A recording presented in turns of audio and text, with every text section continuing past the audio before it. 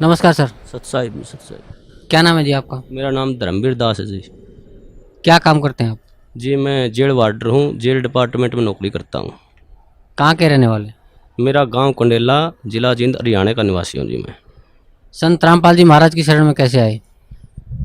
ये बहुत लंबा प्रकरण है, इसको मैं थोड़ा विस्तार से बताऊँगा आपके सामने। मैं जिस टाइम ये करौथा कांड हुआ उस टाइम रोहतक जेल पर वार्डर के पद पर था, और बहुत तरह बात सुनी एक भाई ऐसे हुआ करौथा कांड, ऐसे सुनते थे अखबारों में हर रोज़। तो बड़ा दुख हुआ ये बातें सुनकर, भाई ये संत सभी ऐसे ही करते हैं। तो फिर कुछ दिन के बाद पता चला भाई संत रामपाल जी महाराज रोहतक जेल में आएंगे। तो हमारी वहाँ पर ड्यूटी थी, हमने देखा, सोचा भाई यहीं बात करेंगे, आके पूछेंगे उनसे क्या ये वास्तविक सच्चाई है। उसके बाद मेरे कुछ दोस्त थे मेरे गांव में, जिन्होंने सतगुरु रामपाल जी महाराज जी से उपदेश लिया हुआ था। तो मैंने उनके पास जाकर कहा भाई तुम्हारे गुरु जी तो ये देखो अखबारों में ऐसे आते हैं, इनके बारे में बहुत बकवास ऐसे करते हैं। वो न बोले नहीं भाई हमारे गुरु जी ऐसे नहीं करते। लेकिन मेरे विश्वास नहीं हुआ इस बात का। तो एक मेरा दोस्त जो गांव में केबल का, वैसे स्कूल का प्राइवेट स्कूल है, गांव में केबल चलाता है वो, मैं उसके बाहर खड़ा होया, उससे मैंने बहुत गलत गलत बातें की उसको। अगर भाई तुम्हारे गुरु जी ऐसे करते, मैं तुम्हारे आता नहीं। उन्होंने बोला भाई एक बात बता, मेरी माँ पागल, एक्चुअल में उसकी माँ पागल थी, अपने कपड़े उतार कर फेंक देती थी। उसका पिताजी इतना शराबी था कि सारा गांव के बच्चे उसके पीछे लगे रहते थे। उन्होंने बोला भाई जब मेरे घर में मेरी माँ पागल से ठीक होगी, मेरा पिताजी शराब पीता था, आज एक नंबर का इंसान हो गया, मैं उस सुख को कैसे भूल जाऊँ, मैं कैसे ये कह दूँ भाई संत रामपाल जी महाराज मेरे गुरु जी के पास मतलब ये ज्ञान नहीं है, उनसे ये फ़ायदा नहीं होता, मैं मेरा जो फ़ायदा हुआ है उसको कैसे अनदेखा कर दूँ। इस बात का मेरे कोई असर नहीं हुआ। मैं उसको कह के, वो बोला अरे चाय तो पीता जाए, मैं बोला नहीं भाई मैं चाय नहीं पीऊँगा, मैं चला गया। तो फिर उसने मेरे पास फ़ोन कराया कि भाई हमारे गुरुजी आपके पास जेल में आ रहे हैं, आप उनको शिष्टाचार से बातें करना, आप कदे आप आपके भागी हो जाओ। एक मेरा बड़ा भाई ओम प्रकाश नाम है उसका, उससे भी पहले वो करौथा कांड में सह परिवार जाया हुआ था, उसको भी मैंने फ़ोन पर बहुत ज़्यादा बातें की, भाई तुम वहाँ क्या करने गया था, आज फंस गया। होती ये कहा फ़ोन पे मेरे को, अगर भाई मैं तुम्हारे को ही छोड़ दूंगा, मैं गुरुजी को नहीं छोड़ सकता। फिर भी मेरी बुद्धि ने काम नहीं करे, भाई एक भाई ये कह रहा है भाई तुम्हें ही छोड़ दूंगा, गुरुजी को नहीं छोड़ सकता। फिर भी मेरी बुद्धि ने काम नहीं कराया, मैं भाई ये तो पागल हो गए। उसके बाद फिर गुरुजी जेल में आए। जेल में आने के बाद वो दिन बहुत, मैं उस दिन को बहुत खुशकिस्मत मानता हूँ कि उस दौरान मेरी जहाँ पर गुरुजी बंद थे वहाँ पर मेरी ड्यूटी लगी हुई थी। तो गुरुजी आए, जैसे आके वहाँ बार के अंदर लेट के, शाम को तो हमने ये सोचा भाई गुरुजी अब आए हैं, रिमांड से आए हैं, अब तो इनको आराम करते, सुबह बातें करेंगे। जब ही सुबह ड्यूटी पर फिर मेरे ड्यूटी वहीं लगनी थी, वहीं परमानेंट ड्यूटी होती थी एक महीने के लिए, मेरी वहीं ड्यूटी थी। उसके बाद गुरुजी यूँ से सुबह जैसे ही गुरुजी को मैंने नज़दीक ही गया, गुरुजियों ने मेरे से पूछ लिया अक भाई हवलदार कौन से गांव का है तू? माँ जी मैं कंडेला गांव का। गुरुजियों ने कहा भाई कंडेले के तो बहुत भगत हैं मेरे। माँ जी हाँ बहुत भगत हैं। हाँ गुरुजी संत रामपाल जी महाराज ने मेरे ही बड़े भाई का नाम ले दिया, एक ओम प्रकाश है भाई मेरा कंडेला का बहुत बढ़िया भगत है। देखो कितनी अखबार में कितनी सुनने के कारण मैं अपने भाई को मना कर दिया कि मैं नहीं जानता। इतना बुरा प्रचार सुनने के बाद मैंने अपने भाई को भी खुद मारा, माँ जा भाई मैंने ये कह दिया जी मैं नहीं जानता उसको। गुरुजी ने कहा भाई जान या ना जान मेरा भक्त है वो। माँ जी ठीक है। गुरुजी ने मेरे को बिठाया, सृष्टि रचना सुनाई। मेरे को सृष्टि रचना सुनाने के बाद गुरुजी ने कहा बेटा ये बिल्कुल सत्य है जो सृष्टि रचना मैंने तेरे को सुनाई है, इसको आपने ऐसे लगेगा जैसे ये मनगढ़ंत कहानी है। तो मैंने सृष्टि रचना सुनने के बाद मेरी ड्यूटी ऑफ हो गई, मैं चला गया। उसके बाद मैं संपर्क में, जैसे ही ड्यूटी होती हमारे गुरुजी में संपर्क में चला जाता, मैं वहाँ बैरक पे चला जाता और पूछता रहता। एक दिन मैंने वैसे पूछा गुरुजी आपके जो भगत हैं ये आपको परमात्मा मानते हैं? तो बोले भाई हाँ जी परमात्मा मानते बेटा मेरे को। माँ जी नहीं मानते परमात्मा, क्योंकि मेरे अंदर तो अड़ंगा भरा हुआ था, मैं 2 कौड़ी का इंसान। तो उन्होंने बोले क्या बात है बेटा? माँ जी जब आप भगवान मान लिए तो फिर उल्टा कदम क्यों रखना? वो फिर डर क्यों रहे हैं, हम तो सामने आना चाहिए। हमारे गुरु जी ने कहा बेटा कोई बात नहीं, अब थोड़े डर रहे हैं वो सामने भी आएंगे। तो ऐसे हर रोज़ मैं गुरुजियों से पूछता जी ये जो आप मार्ग बता रही, ये रोड़ा क्यों हुआ, क्या कारण था इसका। तो गुरुजियों ने बताया बेटा ये 70 प्रकाश पुस्तक पर रोड़ा था सारा, मैं प्रोजेक्टर पे दिखाता था इसको, और ये जितने भी आर्य समाजी हैं, ये आचार्य बैठे हैं, ये इसको बेच कर रोजी रोटी बना रहे हैं। इसमें वास्तविकता कुछ लिखी हुई है और हमारे समाज को बता रहे हैं कुछ अलग। तो उस बात पे ये रोड़ा था सारा। तो मैं एक इस परोपकार का ये काम कर रहा हूँ, ये भक्ति विधि सही बता रहा हूँ। मैं कहने लगा जी इस पृथ्वी पर ऐसा इंसान कोई नहीं जो परोपकार के लिए निस्वार्थ भाव से कार्य करता हो। तो गुरुजी ने कहा बेटा ये दास है। तो उस टाइम मेरे वैसे तो मन में अड़ंगा भरा था, मेरे गुरुजी ने कही, मेरे उस बात का विश्वास माँ जी मेरे ये बात जचती नहीं। तो उन्होंने बोला बेटा जचो या ना जचो, मैं तेरे को जो बता रहा हूँ ये सत्य है। तो उस प्रभाव से मैं गांव में जो मेरा दोस्त केबल चलाता था उससे कहने लगा मैं तू कैसेट चला कर गुरुजी ज्ञान में ज्ञान, तो तत्व ज्ञान संदेश की कैसेट थी, उसमें जैसे मैं हर रोज़ घर जाता रहा तो वो कैसेट चलवा देता। एक दिन मैं कैसेट सुन रहा था, रात के 9:30-10 बजे का टाइम था। तो एक कैसेट इतनी मार्मिक कैसेट थी, उसमें मैं क्या बताऊँ, मेरे गुरुजियों के लिए मेरा हृदय फाट गया था। वो परमात्मा सतगुरुदेव उन्होंने कहा कि इस दास की जीभ कट जाए अगर झूठ बोलता हो तो मैं इस परोपकार समाज के लिए ज्ञान छुड़ा रहा हूँ। तो गुरुजियों ने वो ज्ञान सुना, मेरे भीतर में लगी वह बात, भाई ये संत ये कह रहे हैं कि दास की जीभ कट जाए और मैं कोई स्वार्थ नहीं मेरा। तो मेरे वह बात भीतर में लगी। उस दौरान फिर मैंने वो बात गुरुजियों से कही, माँ गुरुजी ऐसे ऐसे कैसेट सुनी आपकी, बहुत निर्मल ज्ञान है। फिर मेरा जो भीतर अड़ंगा भरा हुआ था वो बार बार फिर वो वापिस हटा देता था उस ज्ञान को। एक दिन रात को 2 बजे मेरी ड्यूटी थी, मैं गुरुजियों के पास गया तो गुरुजियों ने फिर बिठा के मेरे को कहा बेटा ऐसे भक्ति करनी चाहिए परमात्मा की। तो गुरुजियों ने जो सुनाया सारी भक्ति बताने के बाद कहा बेटा आज तेरे कुछ समझ में बात। मेरे मुंह से ऑटोमेटिक, वैसे मैं कहना भी नहीं चाह रहा था मेरे से, यार जी आप बिल्कुल सत्य है, आपका ज्ञान बिल्कुल सत्य है, मैं ही ऐसा पापी हूँ जो मेरे अंदर नहीं समा रहा ये ज्ञान। तो हमारे गुरुजी ने कहा बेटा अब समाएगा ये ज्ञान तेरे अंदर, अब समाएगा। उस दिन से मेरे अंदर वो ज्ञान बिल्कुल भीतर समाने, जो गुरुजी कहते सारा समाने लग गया। एक दिन जैसे ही गुरुजी ऐसे घूम रहे थे, मैं भी वहाँ पर बैठा, जब लोग मैंने उपदेश नहीं लिया था, मैं वैसे ज्ञान सुनता था मैं। तो एक भक्त ने एक जैसे मुलाजिम आया, वो मेरे साथ का साथ थी, उसने आते ही गुरुजियों से कहा, हंसते हुए कहा अक जी आपको तो मिट्टी में मिला दिया। हमारे गुरुजी ने कहा हाँ बेटा मिट्टी में मिला दिया भाई। लेकिन ऐसा उदाहरण दिया हमारे गुरुजियों ने एकदम से सटीक, भाई जमींदार 40 किलो अन्न मिट्टी में मिलाता है, 70 मन उठा के ले जाता है वहाँ से।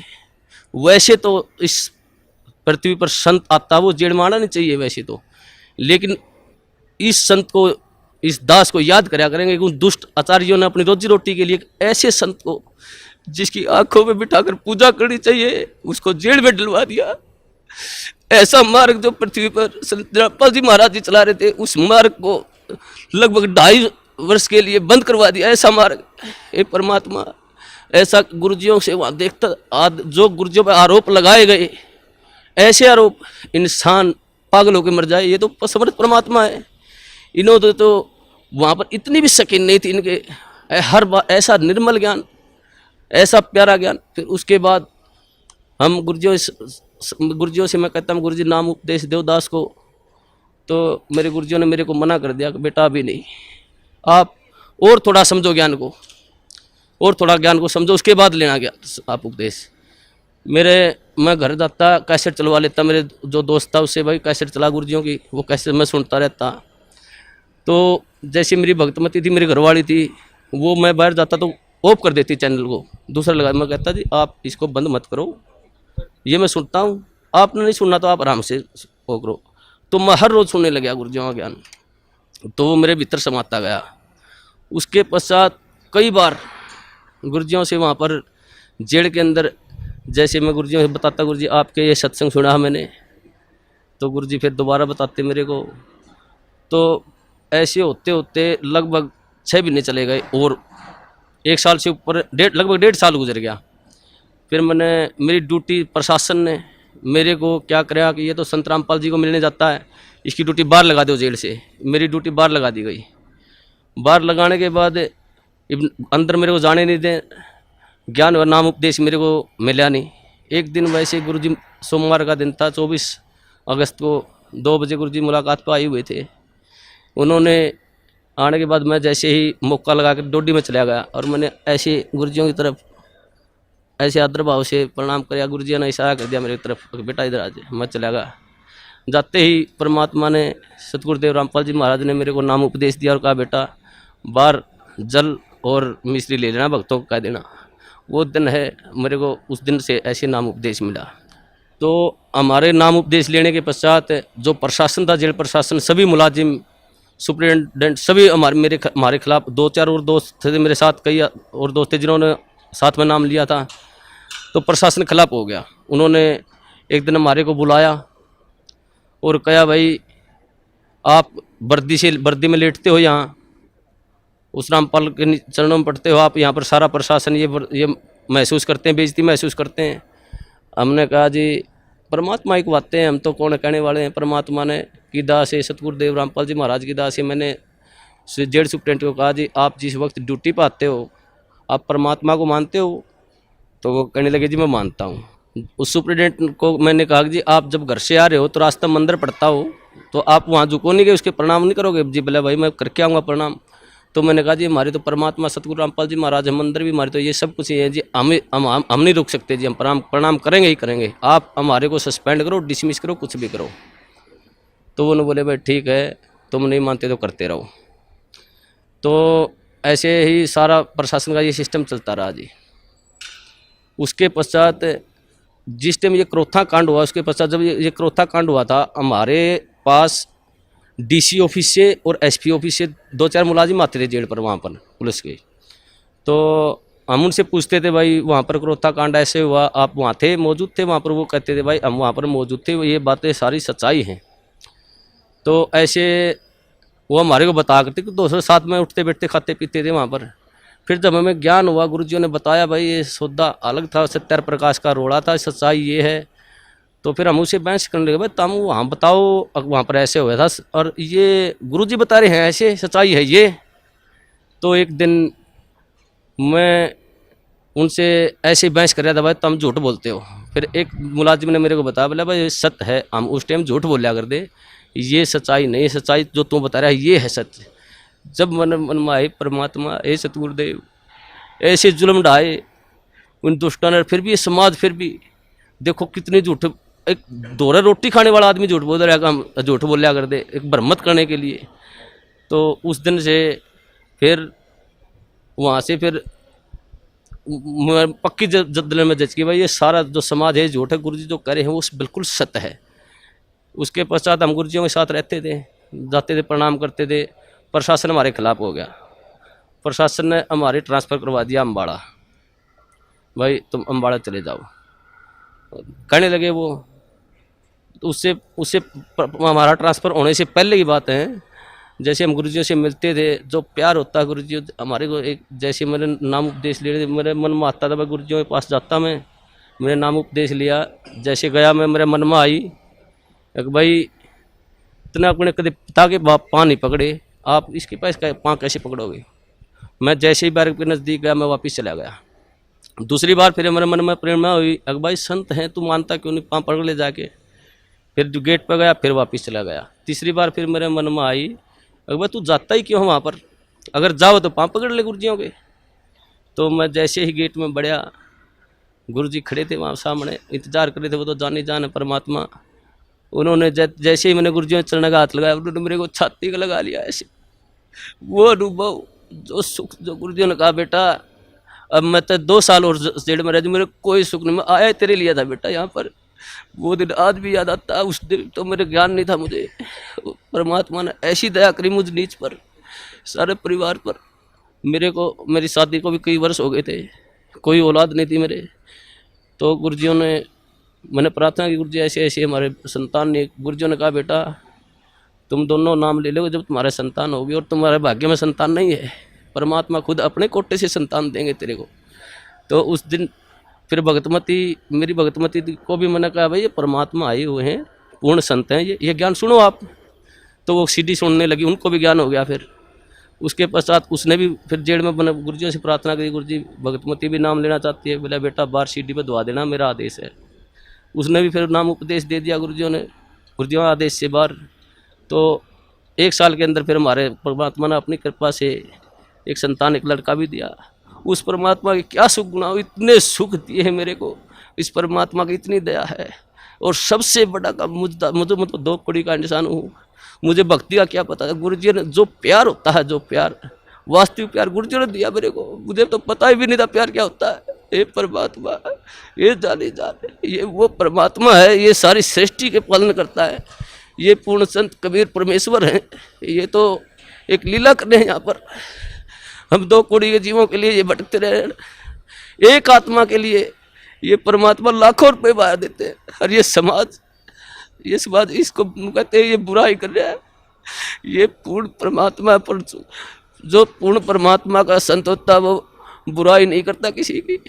ये तो अपने बच्चों के लिए शिक्षा दे रहे इस बात को, भाई तुम पहचानो ये ज्ञान है, ऐसा पवित्र ज्ञान है परमात्मा इस पृथ्वी पर। ये किसी संत में देख लो, किसी आधार ही नहीं ज्ञान का, और ये ऐसा ज्ञान दे रहे हैं, मोक्ष का मार्ग बता रहे हैं, ढोल पीट रहे हैं, हर इन्हीं को कहते निंदा करते हैं। हे परमात्मा, मैं तो इस सब समाज से यही कहूँगा कि इस संत को, ये पूर्ण परमात्मा, इनकी पलकों में बैठाकर पूजा करनी चाहिए इनकी। और सभी समाज से कहूँगा अपने और अपने परिवार को जितना भी जल्दी हो सके यहाँ पर सतगुरु रामबंदी छोड़ सतगुरु रामपाल जी महाराज की शरण में लाकर उनका कल्याण करवाएं, और सभी भाइयों को बताएं बस वास्तविक ज्ञान वहाँ पर है। मैं यही कहना चाहूँगा। सत साहिब। धन्यवाद, धन्यवाद।